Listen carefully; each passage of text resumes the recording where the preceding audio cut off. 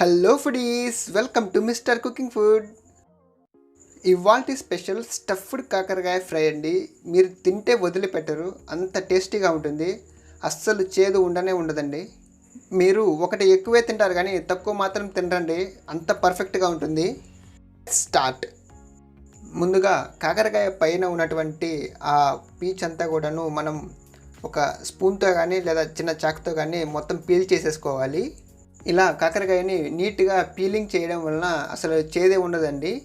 ఇలా అన్ని కాకరకాయలని పీలింగ్ చేసిన తర్వాత ఒక బౌల్లో వేసి 1/2 లీటర్ వాటర్ పోసేసి మీడియం ఫ్లేమ్ మీద బాయిల్ చేసుకోవాలి. 15 మినిట్స్ పాటు బాయిల్ చేసుకుంటే సరిపోతుందండి. ఇలా మూత పెట్టి కొద్దిసేపు ఉడికించిన తర్వాత మధ్యలో 1 టేబుల్ స్పూన్ సాల్ట్ వేసి మరోసారి 5 నిమిషాల పాటు ఉడికించుకోండి. ఇలా ఉడికించుకున్న కాకరకాయలని ఒక కత్తితోటి మధ్యలో ఘాటు పెట్టేసేసి నీట్గా పిండేసుకోండి. లోపల ఏమన్నా చెమ్మ ఉన్నా కానీ ఎక్స్ట్రా వాటర్ ఉన్నా కానీ మనం బయటకు వచ్చేస్తుంది. ఈ కాకరకాయలని మనం 70% బాయిల్ చేసుకుంటే సరిపోతుందండి. ఎందుకంటే ఎక్స్ట్రా బాయిల్ చేసుకుంటే మనకి కాకరకాయ పీచుగా అయిపోయే ఛాన్స్ ఉంది. మనం కాకరకాయ ముక్కలన్నింటినీ పిండుకున్న తర్వాత డీప్ ఫ్రై ప్యాన్లో కొద్దిగా ఆయిల్ వేడయ్యాక మనం పిండుకున్న కాకరకాయ ముక్కలన్నింటినీ వేసి బాగా ఫ్రై చేసుకోవాలి.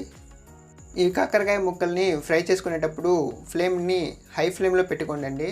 ఎందుకంటే మనకి కాకరకాయ పైన ఉన్నటువంటి తోలంతా కూడాను బ్రౌన్ కలర్లో వచ్చే వరకు ఫ్రై చేసుకోవాలి. అప్పుడే చాలా టేస్ట్గా ఉంటుంది.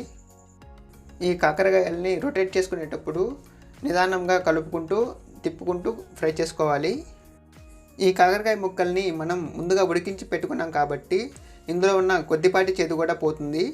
మళ్ళీ నేను యూజ్ చేసినటువంటి కాయలు చిట్టి కాకరకాయలండి. చాలా చిన్నగా ఉంటాయి, అసలు చేదే ఉండవు.